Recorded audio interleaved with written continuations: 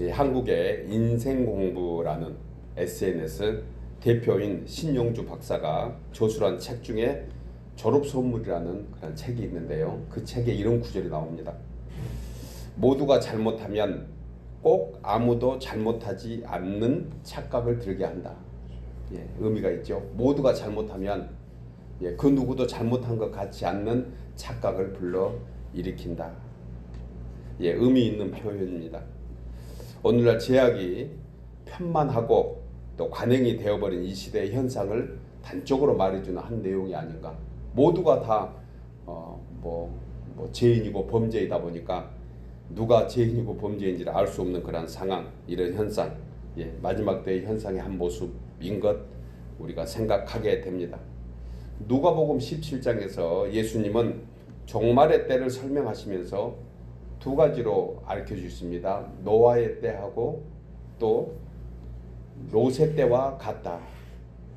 노아의 때, 롯의 때의 공통적인 특징이 죄악이 관영하다, 편만하고 가득 찼다. 선한 것은 찾아볼 수 없는 그러한 시대였던 것을 예수님께서 비유적으로 말씀해 주신 것을 보게 됩니다.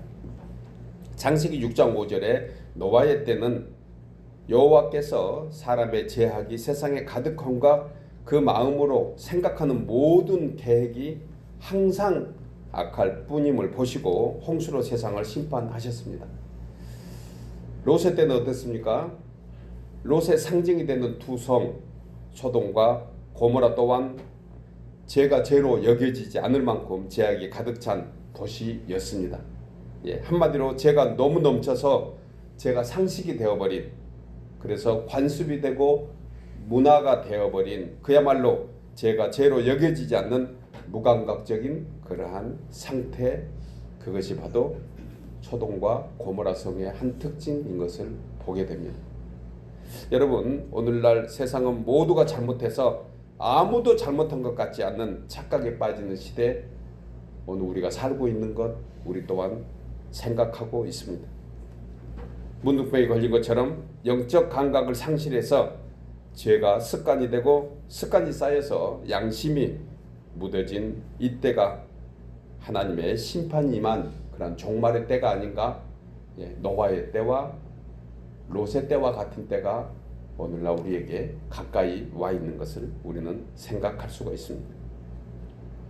그럴지라도요, 사랑의 하나님께서는 죄악의 도시 소돔과 고모라에서도 하나님의 백성, 롯의 백성, 또 아브라함의 후손들을 지켜주시고 보호하시려고 오히려 몸부림치시는 하나님의 모습을 우리는 찾아보게 됩니다. 그리고 할 수 있거든 시기를 최대한 늦추십니다. 그것이 바로 하나님의 은혜의 모습인 것입니다. 로마서 5장 20절에 죄가 많은 곳에 은혜가 더욱 넘친다. 죄가 가득하니, 죄가 편만해서 죄 아닌 것이 하나도 없는 이 세상 속에 하나님은 더 큰 은혜로 인도해 주심을 우리는 잘 알고 있습니다. 갈급한 심령에게 꼭 메마른 대지에 단비를 내리면 그 대지가 메말랐기에 오히려 그 단비를 흡수하면서 참으로 즐거워하는 것 같은 이러한 시대, 이 시대 또한 하나님의 은혜의 시대가 함께 공존하고 있는 것을 우리는 잊지 말아야 합니다. 얼마나 감사합니까? 믿는 자에게 그 은혜가 더해지고 불신자에게는 그 심판이 더해지는, 그야말로 극과 극으로 치닫는 이 마지막 때에 우리는 살고 있는 것을 보게 됩니다. 여러분, 이 같은 종말의 때가 가까워지면 나타나는 징조들이 참으로 많습니다. 이미 우리는 오늘날 SNS를 통해서 너무너무 잘 알고 있습니다. 영적으로는 거짓 선지자들을 통해서 미혹의 영과 거짓 영이 강력하게 역사한다는 것입니다. 미혹의 영은, 또 거짓의 영은 진리 되시는 예수 그리스도를 바로 알지 못하게 하고 참 진리에서 벗어나도록 무진장 그들은 우리를 대적하고 넘어뜨리고 있다는 사실을 우리는 깨닫고 있어야 하는 것입니다. 그래서 사람들은 갈수록 사랑이 식어갑니다. 사나워집니다. 이기적이면서 악한 자들과 불법을 행하는 자가 이제 두려움과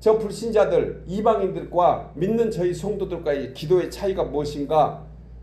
마태복음 63절에서 이렇게 얘기합니다. 6장 33절에서 이렇게 말씀합니다. 너희는 먼저 그의 나라와 의를 구하라. 그리하면 이 모든 것을 너희에게 더하시리라. 우리는 본절에서 주님이 말씀하신 기도의 방법과 해야 하는 이유를 보면 세상의 종말이 가까워질수록 사람들은 모두가 다 동일한 바람을 가지고 있습니다. 그것이 바로 이 세상에서 육신적으로 잘 먹고 잘 사는 것, 그것이 저희의 바람입니다. 그러나 성도된 우리는 이런 것에 속하지 않아야 된다. 이것이 바로 정신을 차려야 한다고 말씀합니다. 성도된 우리는 정신을 차리고 기도해야 될 것이 무엇입니까? 그것은 세상에 먹고 사는 문제에 얽매이지 말고 하나님의 뜻이 무엇인지 구하는 것, 즉 삶의 우선순위가 어떤 것인지를 분명히 알고 그것을 추구하며 그를 향해서 살아가라는 것이에요. 왜 그럴까요? 이것이 더 복된 인생이 되기 때문에 그렇습니다. 어떤 사람들이 질문합니다. 다 세상 사람이다. 우리는 먹고 살아야 되잖아요. 먹고 사는 일에 분주한 것이 뭐 잘못인가요? 예, 잘못 아닙니다. 필요합니다. 성실히 살아야 합니다. 그것을 아니라고 얘기하지는 않습니다. 그런데 그것만이라고 얘기했어요. 그것만. 문제는 그것만이 문제거든요. 그것만. 또 그냥 기도만 하면 다 나온가요? 충분히 그럴 수 있습니다. 그러나 우리의 할 일 또한 있음을 주님이 말씀하시잖아요. 우리는 때로 우리가 직접 씨를 뿌리면 물 주시고 자라게 하신 분 하나님이시니 우리는 씨를 뿌리는 그런 책임감도 있는 거 우리 알게 됩니다. 그러니까 우리 그것도 해야 됩니다. 그런데 씨만 뿌리고 내가 다 경작하려고 하는 거, 그것 또한 불신앙이에요. 하나님이 순리대로 다 그것도 만들어 가시고 그것도 풍성케 하시는 하나님, 즉 기도하는 것은 내가 할 역할과 하나님이 하셔야 될 부분을 분명히 깨닫고 알게 하신다는 것입니다. 공감하십니까? 여러분, 누구나 할 것 없이 염려하며 괴롭게 살려고 하는 인생이 어디 있습니까? 전부 다 편하게 살려고 하잖아요. 그런데 이런 문제들이 왜 떠나지 않을까요? 그것은 여러 가지 원인 중에 하나 있지만 공통 분모가 있습니다. 무엇일까? 세상에 잘 먹고 잘 사는 것만 초점 두기 때문에 그래요. 이것을 욕망이라고 얘기합니다. 여러분, 필요한 욕구들은 우리에게 기본적으로 가지고 있습니다. 우리 육신을 위해서 필요한 욕구들은 충분히 주님이 아십니다. 때를 따라서 베풀어 주시고 은혜 베푸십니다. 그런데 욕망은 좀 다릅니다. 이미 그것을 벗어나서 제약 속에 자기가 원하는 것을 추구하면서 사는 이것을 바로 욕망이라고 우리는 얘기합니다. 이런 데 초점을 맞추다 보면 한마디로 죽는 그날까지 염려, 근심, 걱정, 두려움이 쌓였다가 그리고 개인 종말 맞이하지 않을까 하는 생각을 해보게 됩니다. 여러분, 그럼 기도하는 자녀에게 주시는 주님의 은혜는 무엇일까? 여러 가지 많은 것들을 주시지만 공통적으로 저는 우리 하나님이 주시는 가장 귀한 기도의 응답은 마음의 평강이라고 생각합니다. 두려움이 없는 거예요. 문제가 문제되지 않습니다. 문제가 전혀 나에게 영향을 주지 않습니다. 이것이 바로 하나님 안에 사는 건강한 영적 사람이 아니겠습니까? 여러분, 똑같이 음식을 먹었습니다. 특별히 여름철에 음식 조심해야 됩니다. 예, 뭐 요즘에 알게 모르게 그 어떤 바이러스들이 또 뭐 식중독, 균도 충분히 있는 거 우리 잘 압니다. 그런데 어느 잔치집에 가서 똑같은 음식을 먹었는데 어떤 사람은 예, 식중독 때문에 고생하고 어떤 사람은 건강하잖아요. 나는 괜찮은데 왜 괜찮아요? 그 균이 자기에게 영향을 전혀 안 준 거거든요. 그 균이 없어서가 아닌 거잖아요. 똑같이 음식이 상한 것을 우연찮게 같이 먹었는데 어떤 사람은 그걸로 인해서 사망이 이르기까지 하는 것을 우리는 너무 잘 압니다. 특별히 제가 어렸을 때 기억납니다. 한국의 동네 어른들이 그 막걸리가 얼마나 잘 시었나 지금 생각이 나요. 예, 우리 철우주자님 모르죠? 예, 뭐 막걸리가 뭔지조차도 모르실 거예요. 그런데 저는 동네에서 그 평상에 이렇게 여름날 예, 뭐 수박 잘라놓고 그 어른들이 이렇게 그 막걸리 기울였던 그런 어떤 이미지가 떠오릅니다. 그런데 어떤 분은요, 그 막걸리 시었는데 그것을 먹고 어떤 사람은 아무렇지도 않고 어떤 사람은 그걸로 사망에 이르는 그러한 것을 보았습니다. 예, 안 낫는 거예요. 장이 이제 망가져가지고. 이거 무슨 얘기입니까? 제가 왜 이 말씀을 드릴까요? 여러분, 세상의 모든 사람에게 다 염려, 근심, 걱정은 있습니다. 그런데 영적으로 건강한 사람, 하나님의 은혜를 입고 있는 사람은 그게 문제가 안 되는 거예요. 그런데 영적으로 약하고 또 하나님의 돌봄을 받지 못하는 사람은 그것으로 인해서 염려하고 근심하고 일종의 영적 사망을 이룬 것처럼 그렇게 사는 것 우리는 잘 알고 있습니다. 세상의 문제들이 두렵지 않습니다. 하나님의 은혜는 그래서 우리에게 매일같이 주시는 평강의 은혜가 하나님이 우리 믿는 자에게 주시는 가장 최고의 은혜인 줄 믿으시기 바랍니다. 초대교회 제자였던 크리스톰은 기도는 파선을 당한 자에게 항구이다. 파선 당한 자에게 항구가 되는 거예요. 기도하면은 파선 중에도 항구에 도달하는 것 같은 그런 안전함을 줍니다. 물에 빠져 죽어가는 자에게는 생명의 생명줄이 된다. 넘어지는 자에게는 지팡이가 되어주고 가난한 자에게는 값진 보석이 되고 병든 자에게는 의사가 되어주신다. 성도에게 축복이며 인간 행복의 기초가 되는 것, 이 기쁨의 원천은 바로 기도할 때 그것을 경험하게 하신다고 크리스톰은 얘기했습니다. 여러분, 기도하는 성도가 세상에서 복된 이유가 무엇입니까? 전능하신 하나님이 함께하고 계신 줄 믿으시기 바랍니다. 기도하는 사람은 하나님이 함께하신 것을 체험하게 되는 거예요. 여러분, 하나님이 함께하는 인생 여정에서는 놀라운 일들이 생깁니다. 예레미야 33장 3절에서 너는 나에게 부르짖으라 그러면 내가 내게 응답할 것이며 네가 알지 못하는 크고 놀라운 비밀한 일들을 너에게 보이리라. 그러니까 비밀처럼 감춰놓은, 비밀처럼 그렇게 쌓아놓은 그 가장 아름답고 귀한 기프트를 풀 수 있는 열쇠는 바로 기도인 것이에요. 우리는 흔히 얘기하잖아요. 기도는 천국 문을 여는 열쇠다. 천국의 보화를 여는 비밀번호가 그 기도 안에 있다고 얘기합니다. 기도의 비밀번호는 무엇입니까? 구원이에요. 그래서 필요하면 구원 누르십시오. 구원. 그러면 주님이 거기에 구원의 역사에 응답해 주십니다. 기도는 우리에게 가장 놀라운 어떤 비밀 병기인 것이에요. 또한 특별히 교회 공동체에 서로를 위해서 기도하는 중보기도는 참으로 중요합니다. 주님의 기뻐하신 기도가 중보기도인 것이에요. 연약한 자를 위해서, 또 심령이 가난한 자를 위해서, 또 힘들어하는 분들을 위해서 성령 안에서 기도하는 것. 오늘 우리 장로님 기도하실 때 그런 기도해 주셨습니다. 성령 안에서 하나 되게 주옵소서. 바로 이것이 중보기도하는 성도의 교회이고 성도의 모습들인 줄 우리는 생각하게 됩니다.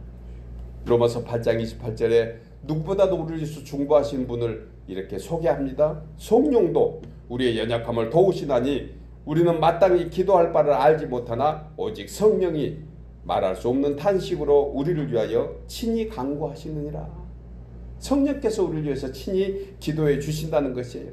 그래서 우리도 성령 안에서 서로 기도하는 그러한 은혜가, 믿음이 있어야 합니다.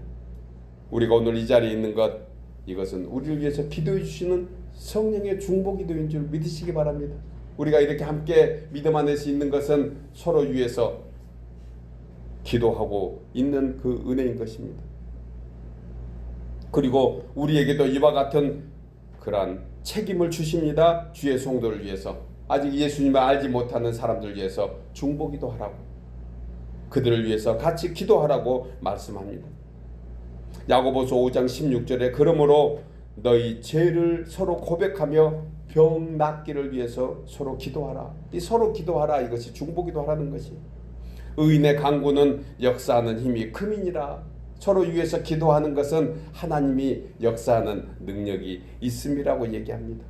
특별히 믿음을 위해서, 병 낫기를 위해서 함께 중보할 때 하나님의 큰 은혜가 임하게 된다는 것 우리는 잘 알고 있습니다.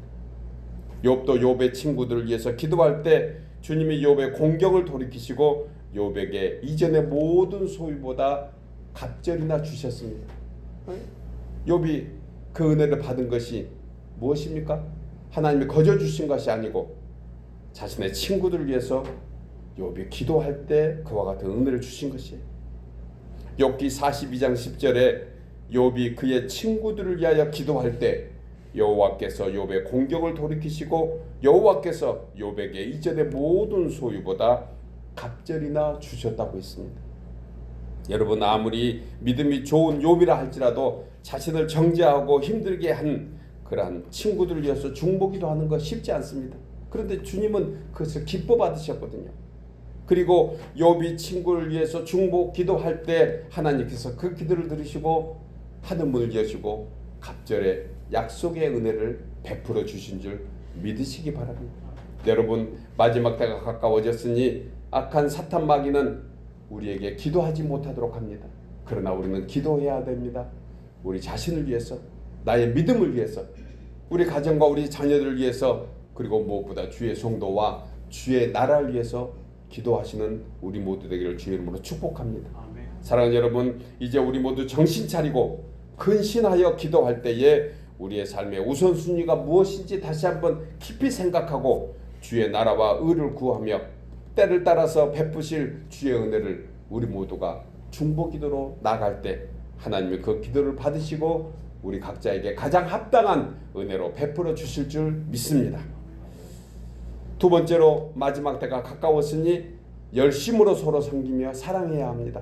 우리 나누어서 읽겠습니다. 마지막 때가 가까웠으니 열심으로 서로 섬기며 사랑해야 합니다. 본문 8절에 무엇보다 뜨겁게 서로 사랑할지니 사랑은 허다한 죄를 덮느니라.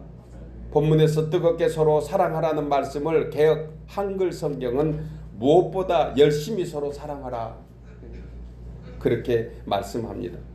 우리가 여기서 한 가지 생각해 볼 것은 하나님을 사랑하는 성도의 믿음은 뜨겁게 먼저 주님을 사랑해야 돼요. 그래서 주님을 뜨겁게 사랑하라 이렇게 말씀을 우리가 함께 생각할 수 있습니다. 그리고 가족과 성도와 이웃을 위해서는 열심으로 사랑하는 거예요. 그러니까 뜨겁게 사랑하는 것은 주님을 뜨겁게 사랑하고 열심히 사랑하는 것은 가족들과 성도들을 위해서 열심히 사랑하는 것입니다.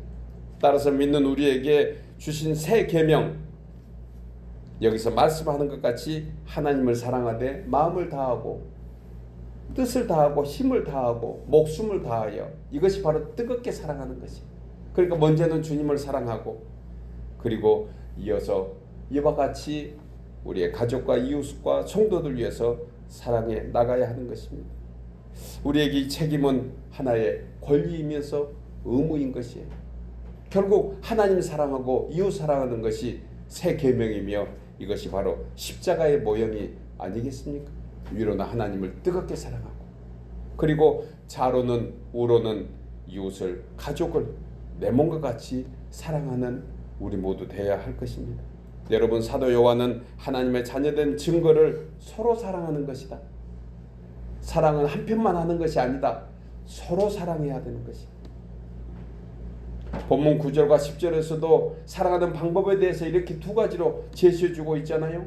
먼저 하나님께 대한 사랑의 표현, 그리고 10절에서 각자 받은 은사대로 하나님이 주시는 여러 가지 은혜를 가지고 선한 청지기처럼 서로 겸손한 자세로 섬기고 사랑하라고 말씀한 거예요. 성도 간에는 9절의 말씀으로 실천해야 되는데 서로 대접하기를 원망 없이 하고 서로 대접하기를. 여러분, 사랑은 주고받는 것이 아닙니다. 사랑은 주는 것이에요. 사랑은 기브 앤 테이크가 아닌 것입니다. 사랑은 그냥 버리는 거다. 그래서 사랑은 주고받는 것이 아니고 사랑은 버리는 것이다. 우리 주님이 그와 같은 버림의 사랑으로 우리에게 다가오시었습니다. 이것을 바로 인카네이션, 하나님께서 육신의 몸이 되어버린 것, 이것이 바로 우리에게 그저 주시는, 버리는 그런 사랑이 아니겠습니까? 그래서 복음의 진리는 말로만 하는 것이 아닙니다. 복음의 진리는 능력에 있어야 되는 것이에요. 각자의 형편과 처지에 따라서 최선을 다하는 능력, 이것이 바로 복음의 진리 안에서 섬기는 그러한 모습인 줄 믿으시기 바랍니다. 이것을 바로 성경은 겸손하다, 겸손하여 서로 허리를 동이고, 우리 주님이 제자들의 발을 씻겨주신 것처럼 겸손히 허리를 동이고 허리에 띠를 띠고 허리에 수건을 동이고 겸손한 자세로 성도를 서로 섬기는 이 모습, 이것이 바로 우리에게 주님이 원하시는 그러한 사랑과 섬김의 모습인 것입니다. 저희 교회는 이 두 가지 사랑을 모두 잘하고 계십니다. 참으로 잘하고 계세요. 어느 교회 못지않게 바로 하나님 안에서 이러한 사랑의 실천을 하는 그러한 교회인 것을 저는 자랑스럽게 생각합니다. 그래서 서로 섬기며 서로 손대접하기를 아끼지 않는 교회, 이 교회는 행복할 수밖에 없어요. 우리 교회 행복하시죠? 주님이 오시는 그날까지 이 같은 사랑으로 하나님을 사랑하며 서로 대접하고 겸손히 섬기는 우리 모두 되기를 주의 이름으로 축복합니다. 어느 글에 여러 가지 안경이라는 그런 제목의 글이 있습니다. 여러 가지 안경. 이 글 속에 보면 이런 내용이 있습니다. 미움의 안경을 쓰고 보면 똑똑한 사람은 잘난 체 해 보이고 착한 사람은 어수룩해 보이고 얌전한 사람은 소극적으로 보이고 활기찬 사람은 까불어 보이고 잘 웃는 사람은 실없어 보이고 듬직한 사람은 둔해 보인다. 미움의 안경을 쓰고 보니 그렇게 보였다는 것이에요. 그런데 사랑의 안경을 쓰고 보니까 잘난 체 하는 사람은 똑똑해 보이고 어수룩한 사람은 착해 보이고 소극적인 사람은 얌전해 보이고 까부는 사람은 활기 있어 보이고 실없는 사람은 밝아 보이고 둔한 사람은 든든하게 보인다. 공감하세요? 어떤 안경 쓰고 계세요? 둘 다 안경 쓰고 계세요. 아이고, 이거 다시 한번 설교해야 되겠네. 사랑의 안경 쓰시기를 주님으로 축복합니다. 어차피 안경의 선택은 내가 해야 되는데 쓰는 순간에 하나님이 은혜 베풀어 주시는 것이에요. 만약에 여러 가지 안경 중에서 미움의 안경을 쓰면 사탄이 역사하고 사랑의 안경을 쓰면 하나님이 역사하는 줄 믿습니다. 이제 사랑의 안경 쓰실 거죠? 권사님 감사합니다. 여러 가지 사랑하며 살기에도 부족한 세월이에요. 어느 순간에 안 보입니다. 사랑하려다 보니 그 사랑의 대상이 없어지는 그 순간이 오는 것이에요. 하룻밤 사이에. 제가 지난주에 어떤 그 집사님 한 분이 목사님 어쩌면 그렇게 요즘 많이 변한 것 같아요. 제가 잃어봐서 변했습니다. 너무너무 귀한 거예요. 있을 때 잘해야 되겠다는 생각을 다시 한번 계속 해보는 그러한 요즘입니다. 여러분, 사랑하기에도 부족합니다. 공감하십니까? 서로 존중하며 위해서 기도해주고 만나면 주의 은혜 안에서 서로 격려하며 축복함으로 주님 안에서 칭찬 듣는 우리 필라델피아 믿음의 공동체 모두 되기를 주의 이름으로 축복합니다. 사랑하는 여러분, 마지막 때가 가까운 지금 우리가 이 세상을 복되게 살아가는 능력은 사랑의 힘인 줄 믿고 서로 열심히 사랑하며 선한 청지기의 자세로 섬김으로 하나님의 풍성한 은혜가 더욱 여러분의 심령과 가정 그리고 주님의 몸된 교회 주의 나라에 충만하기를 소원하며 축복합니다. 마지막 세 번째로 마지막 때가 가까웠으니 범사에 하나님께 영광이 되도록 해야 합니다. 우리 나누어서 읽겠습니다. 마지막 때가 가까웠으니 범사에 하나님께 영광이 되도록 해야 합니다. 본문 11절에 만일 누가 말하려면 하나님의 말씀을 하는 것 같이 하고 누가 봉사하려면 하나님의 공급하시는 힘으로 하는 것 같이 하라. 이는 범사에 예수 그리스도로 말미암아 하나님이 영광을 받으시게 하려 함이니 그에게 영광과 권능이 세세에 무궁하도록 있느니라. 베드로 사도는 본문에서 하나님께 영광을 돌리는 두 가지를 구체적으로 말씀합니다. 하나님께 어떻게 영광을 돌릴까? 여러 가지 많은 영광이 있습니다. 그런데 오늘 본문에서는 말과 봉사요 하라. 여러분, 성경은 말씀에 관한 책입니다. 그래서 창세기 1장은 이 말씀이 창조의 역사를 만들어내고 그리고 신약 성경의 요한복음 1장은 이 말씀이 구원의 역사를 이루어냅니다. 그래서 성경은 크게 구약과 신약으로 크게 본다 하면 하나는 창조의 역사고 하나는 구원의 역사다. 공감되십니까? 성경은 크게 두 가지로 봅니다. 창세기에서는 창조의 역사, 요한복음에서 신약에서는 구원의 역사인 것이에요. 이 두 역사에 공통점이 있는데 하나님의 말씀이며 예수 그리스도로 되어 있다. 따라서 이 두 역사는 크게 보면 오고 가는 인류를 구원하는 구속사적 역사입니다. 창조도 하나님이 우리를 구속하기 위해서, 우리를 구원하기 위한 구속사의 역사이고, 요한복음에서 말씀하신 예수 그리스도를 말미암은 구속은 확실히 우리를 구속사의 역사로 이끌어 주는 것입니다. 좀 더 세밀히 생각해 보면 저와 여러분은 또 한 사람 한 사람 여기에 계신 분들은 이 두 가지의 역사 속에 다 있는 줄 믿으시기 바랍니다. 그래서 말씀을 헬라어로 로고스와 레마로 나누잖아요. 여기서 로고스는 일반적이며 보편적인 것을 얘기합니다. 누구나 귀 있는 자는 다 듣는 것이에요. 이것이 바로 로고스의 은혜인 것입니다. 하나님의 말씀, 이 말씀을 모두가 듣는 것입니다. 이것은 귀로 듣는 것을 얘기합니다. 육신으로 듣는 것입니다. 우리 귀로 듣는 것입니다.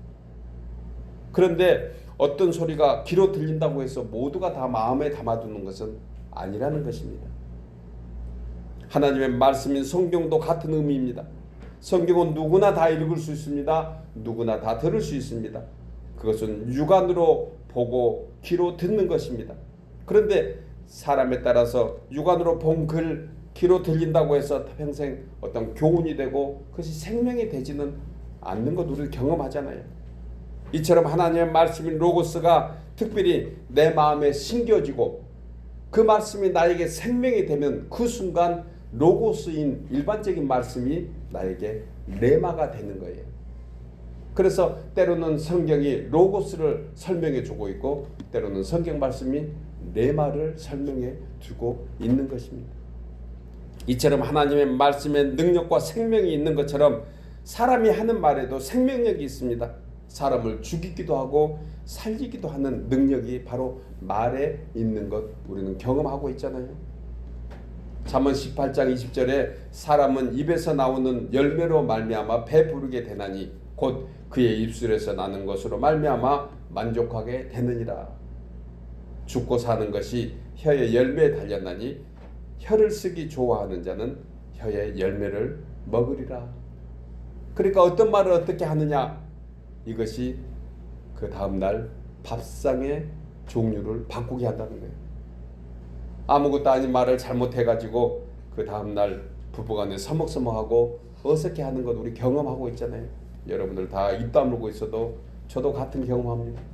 그런데 같은 말이라도 한번 잘해놨더니 냉장고에 있는 거 다 꺼내서 요리해줬던 제 아내의 모습도 또한 아니라고 하겠습니까? 여러분 작은 말 하나도 어떻게 하느냐에 따라서 그것이 맛깔스럽기도 하고 그것이 때로는 불편하게 들리는 것 우리는 경험합니다.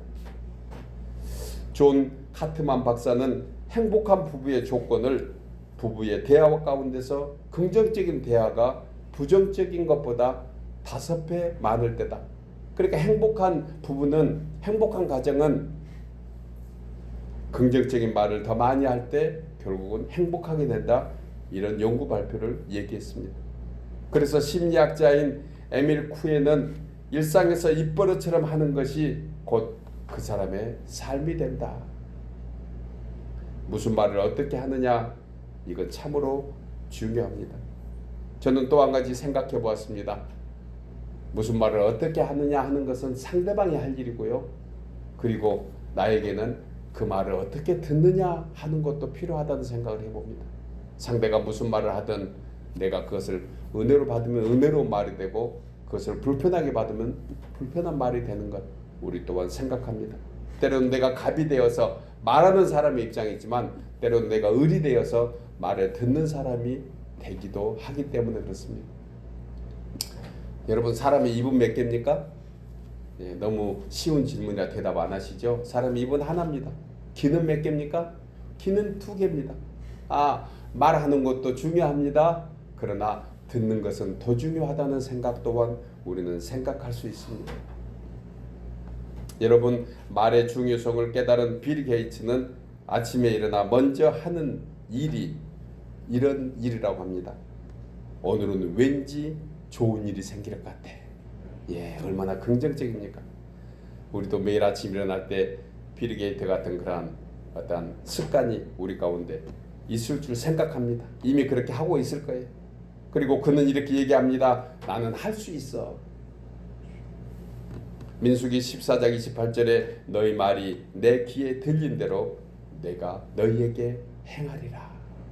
아침에 일어나서 긍정적인 하루를 맞이하면서 지난날은 다 털어버리고 이제 나는 할 수 있어. 오늘은 어제와 다른 하루야. 똑같은 24시간이지만 어제보다 오늘은 더 주님이 나에게 은혜 베풀어 주실 거야 라고 얘기하고 시작하는 그 인생을 주님은 모른다 하지 않을 것입니다.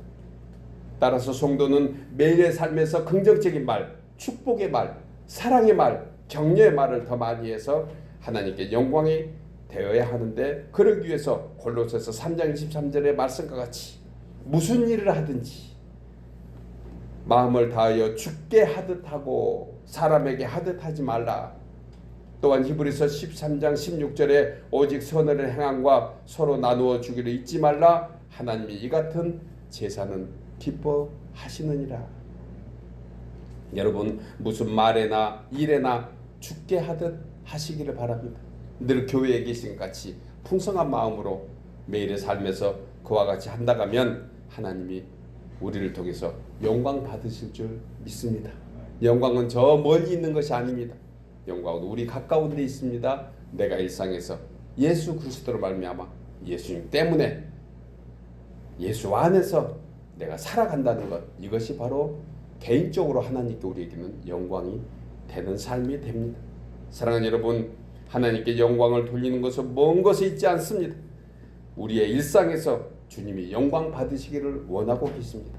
말 한마디라도 주께 하듯 하고 주님께 받은 은혜로 서로 섬기며 마지막 때를 위해서 서로 기도하고, 그리고 말씀 안에서 주 안에서 서로 사랑함으로 주의 영광 가운데 살아가는 우리 복된 성도들 모두 되시기를 주의 이름으로 축복합니다. 기도하겠습니다.